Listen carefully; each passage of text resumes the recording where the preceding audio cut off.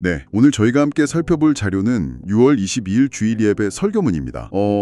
요즘 주변 보면 월요병이나 번아웃 이런 얘기 정말 많이 하잖아요. 심지어 뭐 조용한 퇴사 이런 말까지 나올 정도니까요. 아마 일과 삶의 의미 사이에서 좀 고민하시는 분들 많으실 텐데 오늘 저희 이야기가 도움이 될 것 같습니다. 네, 이 설교문이 바로 그런 고민, 그러니까 일이란 뭘까? 일의 가치는 어디 있을까?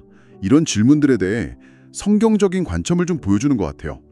단순히 먹고 살기 위한 거, 그걸 넘어서 일에 담긴 더 깊은 의미를 같이 찾아보는 게 오늘 저의 목표입니다. 자, 한번 이 설교문 속으로 들어가 볼까요? 네, 그 자료에서 지적하는 것 중에 현대인들이 일을 대하는 태도가 좀 양극단으로 가는 경향이 있다는 거, 그게 흥미로웠어요.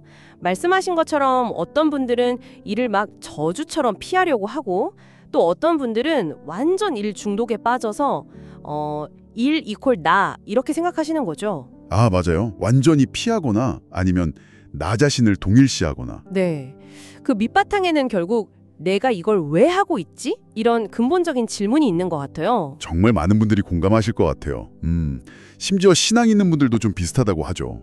주일은 거룩하고 평일에 내 일은 그냥 뭐 세속적인 거고. 이렇게 딱 나누는 생각들이요. 네, 네. 그런 이원론적인 생각이 어쩌면 일을 더 힘들게 만들 수도 있거든요. 자료에서도 로버트 벨라의 표현적 개인주의를 언급하는데요. 이게 뭐냐면 일이 어떤 공동체나 더 큰 가치에 기여한다기보다는 오직 나를 표현하고 실현하는 수단, 이렇게 약간 축소되는 경향을 말해요. 아, 나 자신을 표현하는 수단으로만 보면 그게 잘 안 될 게 더 허무해질 수 있겠네요. 그렇죠. 외부에서 의미를 찾기가 좀 어려워지는 거죠. 근데 이 설교문은 우리가 보통 생각하는 거랑 좀 다른 시각을 보여줘서 재밌었어요. 성경을 보면 일이 인간이 타락하기 전에 이미 주어졌다는 거잖아요. 네, 그게 아주 중요한 포인트 중 하나죠. 창세기 2장 15절 말씀이 근거인데요. 하나님이 아담에게 에덴 동산을 경작하며 지키게 하셨다는 구절이 나오거든요. 경작하고 지키게 했다. 네, 그러니까 일이 죄 때문에 생긴 벌이나 저주가 아니라는 거예요. 원래 하나님이 의도하신 창조 질서의 일부고 어떻게 보면 선물이라는 거죠. 심지어 그 경작하다는 히브리어 아바드는 섬기다, 예배하다라는 뜻도 있고요. 지키다는 샤마르는 보호하고 돌본다 이런 의미를 가져요. 아, 섬기고 예배한다. 지키고 돌본다. 네, 이게 제사장들이 성전에서 봉사할 때 쓰는 단어들이랑 같아요. 와, 그럼 우리가 매일 하는 일이 그게 뭐든 간에 하나님을 섬기는 행위, 일종의 예배가 될 수도 있다. 이런 해석이 가능하겠네요. 그렇죠. 사무실이 성전이 될 수 있다. 뭐 작업장이 성소가 될 수 있다. 와, 이거 되게 신선한데요? 네. 그리고 이 에덴에서의 일 개념이 그냥 옛날 이야기로 끝나는 게 아니라 하나님이 인간에게 주신 더 큰 역할로 연결돼요. 바로 창세기 1장 28절에 나오는 문화명령이라는 건데요. 아, 문화명령. 땅을 정복하고 다스리라. 네. 그게 단순히 막 땅을 파헤치라는 게 아니라 하나님의 청지기로서 이 세상을 잘 돌보고 또 문화를 창조적으로 발전시키라는 그런 부르심인 거죠. 자료에 나온 비유가 딱 좋더라고요. 정원사. 하나님이 주신 재료로 세상을 잘 가꾸는 역할. 맞아요. 실제로 문화, 컬처라는 단어의 어원 콜레라가 경작하다는 뜻이기도 하고요. 오, 진짜요? 그건 몰랐네요. 네, 제임스 투펜키안 씨 이야기도 나왔잖아요. 그 아르메니아의 절망적인 상황을 보고 그걸 씨앗 삼아서 비즈니스라는 경작을 통해 희망의 노래를 만들어낸 분이죠. 아, 하베스트송. 네, 기억나요. 일이 정말 세상을 바꿀 수도 있구나 싶었어요. 그렇죠. 우리가 하는 일이 뭐 보고서 쓰는 거든 코딩이든 아니면 뭐 환자를 돌보는 일이든 그게 하나님의 창조 세계를 좀 더 질서 있고 풍성하게 만드는 일이라면 다 이 문화명령에 참여하는 거라고 볼 수 있는 거죠. 그렇군요. 근데 솔직히 현실은 좀 다르잖아요. 일하다 보면 스트레스 받고 막 사람들하고 부딪히고 어떨 땐 진짜 내가 이걸 왜 하나 싶을 정도로 무의미하게 느껴질 때도 많고요. 성경에서 말하는 가시덤불과 엉겅퀴가 딱 이런 모습 아닐까요? 네, 그게 현실이죠. 정말 중요한 지적이신데요.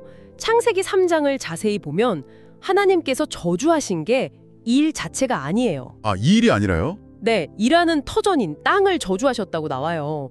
그래서 일의 수고와 고통이 따르게 된 거죠. 하지만 중요한 건 땀 흘려 일에서 얻는 소산, 그러니까 그 일 자체에 담긴 어떤 생명을 주는 은혜는 여전히 남아있다는 거예요. 아, 고통스럽지만 그래도 일에서 없는 결실의 가치는 남아있다. 그렇죠. 고통 속에서도 일은 여전히 가치가 있다는 거죠. 그래서 그 종교개혁가 칼뱅이 그런 얘기를 했군요. 목사님뿐만 아니라 빵 만드는 사람, 농사 짓는 사람, 모든 정당한 직업이 다 하나님이 부르신 거룩한 소명이라고요. 네, 맞습니다. 당시로서는 정말 혁명적인 생각이었죠. 성직과 세속직을 나누지 않고 모든 일이 하나님 앞에서 의미 있다는 관종이니까요. 와, 그럼 내 일터가 그냥 돈 버는 곳이 아니라 하나님의 부르심이 있는 자리, 소명의 자리가 될 수 있다. 가시덤불이 있어도 말이죠. 네, 바로 그겁니다. 그 안토니오 스트라디바리 이야기가 정말 딱 맞는 예시 같아요. 바이올린 만드는 분이잖아요. 네네. 그냥 나무를 깎는 게 아니라 나무 안에 숨겨진 노래를 찾아서 해방시키는 사람이다. 이렇게 믿었다면서요. 그래서 작업장이 성전이었고 손놀림 하나하나가 기도였다고. 맞아요. 그 예배의 결과물이 지금 300년 넘게 최고의 소리로 인정받는 스트라디바리우스 바이올린인 거죠. 그분의 일은 시대를 넘어서 계속 울림을 주고 있잖아요. 네. 우리 각자의 일이 당장은 평범해 보일지 몰라도 이런 소명의식을 가질 때 우리가 이 세상을 떠난 후에도 어떤 선한 유산을 남길 수 있다는 거죠. 결국 이 설교문의 핵심 메시지는 그거네요. 힘든 현실 속에서도 내 일을 하나님의 창조 사역에 동참하는 거룩한 부르심, 소명으로 받아들일 때 일터가 정말 의미 있는 공간이 될 수 있다. 이런 희망을 주는 거군요. 네, 오늘 저희는 6월 22일 주일 예배 설교문을 통해서 일에 대한 성경적인 관점을 좀 깊이 들여다봤습니다. 일이 그저 먹고 살기 위한 수단이나 혹은 피할 수 없는 저주가 아니라 하나님이 주신 창조의 선물이자 그분의 일에 함께하는 거룩한 부르심이 될 수 있다는 걸요. 물론 그렇다고 현실의 어려움, 그 가시덤불과 엉겅퀴가 갑자기 사라지는 건 아니겠죠. 그럼요. 현실은 여전할 겁니다. 하지만 그 스트라디바리가 평범한 나무 속에서 그토록 아름다운 노래를 찾아냈듯이 지금 당신이 하는 일 속에는 또 어떤 가능성과 의미가 숨어 있을지 한번 찾아보시는 건 어떨까 싶어요. 어쩌면 매일 반복되는 그 업무 속에서 당신만이 발견하고 피어낼 수 있는 당신만의 노래에는 과연 무엇일지 잠시 생각해보는 시간을 가져보시길 바랍니다.